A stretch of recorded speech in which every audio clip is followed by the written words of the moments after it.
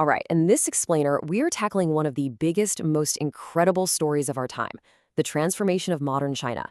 We're going to unpack how a nation that was on the brink of collapse somehow managed to become a global superpower. I mean, really think about that question. How does a country do that? It's one of the most important stories of the last 100 years. Our journey kicks off in 1978. China is crippled by decades of turmoil, and one man steps up and decides to change its course forever. His name was Deng Xiaoping. So let's meet the architect of all this. When Deng Xiaoping took power, he was already 74 years old, a real pragmatist with a seriously audacious plan. He called it the Four Great Modernizations. And, well, it would become the blueprint for everything that followed. The goal was pretty straightforward on paper: bring prosperity to China through massive reforms in these four key areas.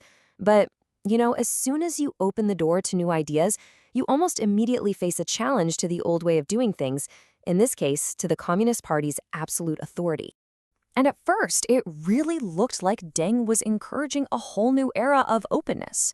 He actually tolerated a wave of public criticism against past leaders like Mao. People put up posters on a street in Beijing, and it became famously known as the Democracy Wall. Okay, so this is where Deng's strategy gets really fascinating. He started to mix a super tightly controlled political system with what for China at the time were some pretty radical experiments in economic freedom. This whole balancing act became known as socialism with Chinese characteristics.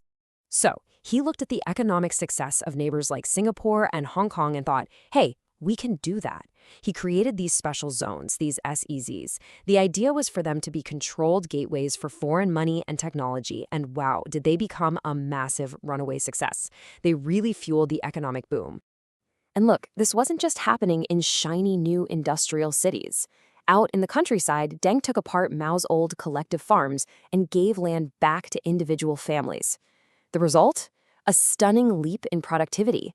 Agricultural output soared by over 60%, which basically ended the threat of famine that had haunted China for centuries. A huge deal. But all this new economic openness, it was bound to lead to a big question, right? If the economy could be free, why not politics? And that question forced Deng to draw a hard red line in the sand to define the absolute limits of his reforms.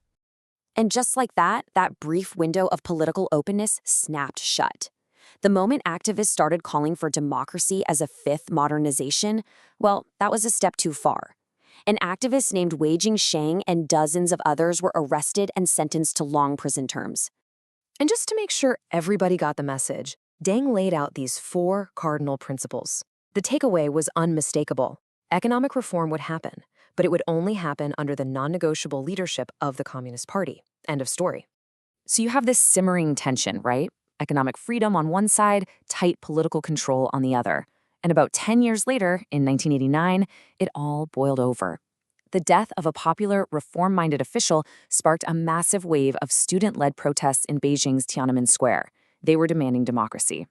After weeks of protests that captured the world's attention, the government's patience just ran out. On the night of June 3rd, the military was sent in to clear the square, by any means necessary.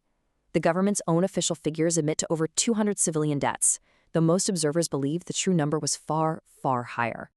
So, in the wake of that brutal crackdown and all the international condemnation, Deng rebooted China's reforms. But this time, they came with an unspoken deal for the Chinese people, a brand new social contract.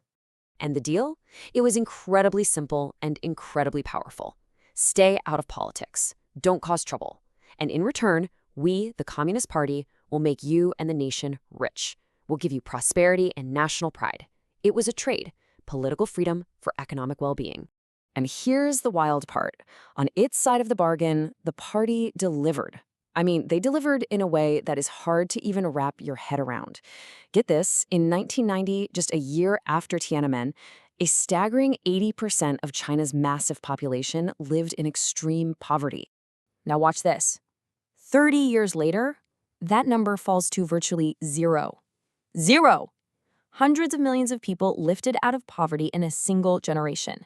It's a transformation that many economists call one of the greatest economic miracles in human history.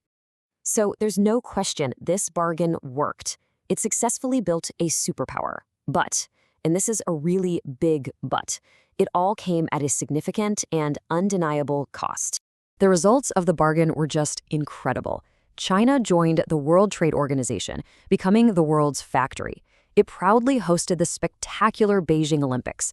And by 2009, boom, it had surpassed Japan to become the world's second-largest economy. But here's the other side of that coin. All that prosperity came at the price of freedoms that are just taken for granted in many other parts of the world. We're talking about suppressing protests, the creation of the infamous Great Firewall to censor the internet, pervasive state surveillance, and a complete absence of civil liberties like free speech and a free press.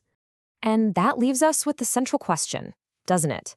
The great bargain that was forged after Tiananmen created the modern China we see today, a true global superpower.